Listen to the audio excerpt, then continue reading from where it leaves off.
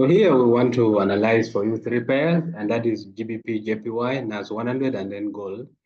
So let's start with the GBPJPY. So we want to mark our highs and lows. So we have a low here, which is a wick, and a wick has to be filled, as we all know. So from this wick, that's where we want to look for trades when the market reaches down here. However, we must also mark that this is our high and the market is bearish because we have this bearish engulfing candle here to take price down and create a difference here. So once we have this, we have marked our potential highs and then our lows. So these are our highs, and then our lows. So we want to be able to trade by buying market at lows and then selling it at highs. As simple as that. So now we need to study how price is going to approach this low, and we can only do that when we come to the weekly time frame. So on the weekly time frame, the weekly candle closed bearish. We have a bearish candle closure, and then from here, what we could do now is to mark our highs and also our lows. So this is definitely our high, which is our resistance area. And then from here, we have a strong bearish candle break that has closed below this low, and then these are the low here. So that is what we call our price difference area.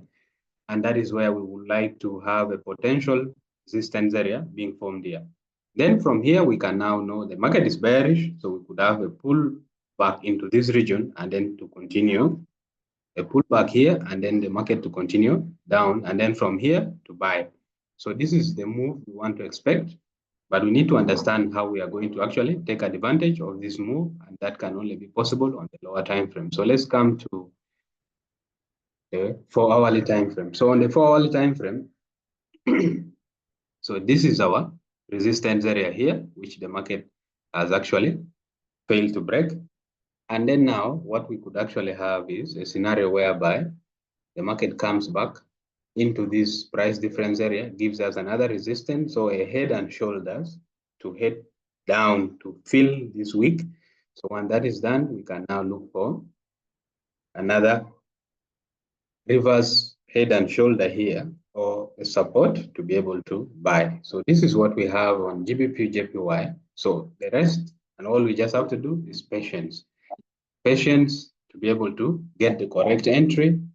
Yeah. So let's go to the next pair that we would like to trade, and that is going to be NAS100. So let's use Forex FXCM. So NAS100, we want to also analyze it from the monthly time frame.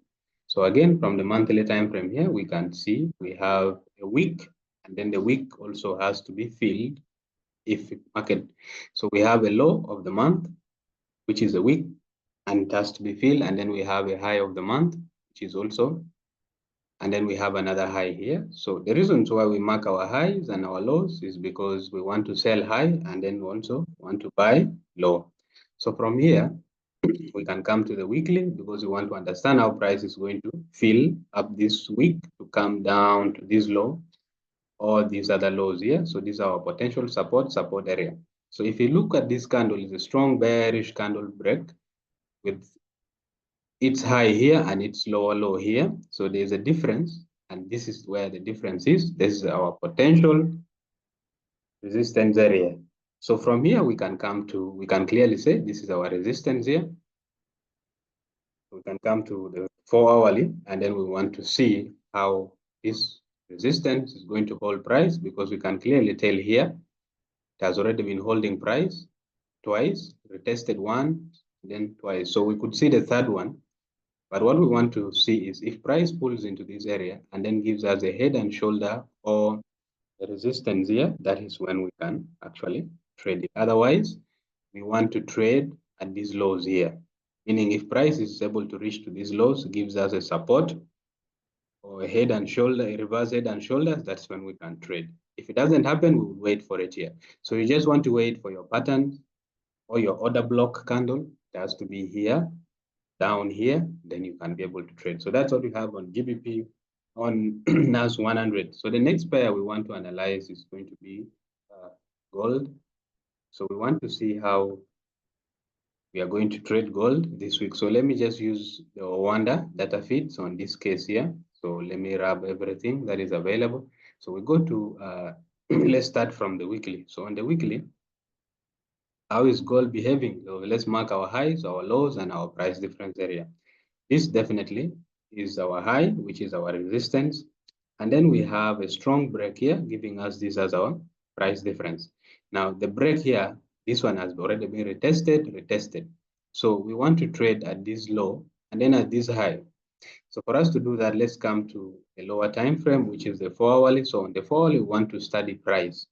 How is price likely to approach this low here? So you can clearly tell from this low here, we have a demand area. And then we have a strong resistance here, and then we have a strong bearish candle here. So this bearish candle has created a difference here. So this is another possible resistance area. So what we want to see now is a scenario whereby if gold fails to break here, and we have a strong bearish candle, we could actually have price coming down all the way up to here. And then from here, this is where we want to look for buying opportunities in case we get an inverse head and shoulder or a support formation along this region. So this is what we have on gold. These are the three markets in which we are going to focus on how to trade them this week. See you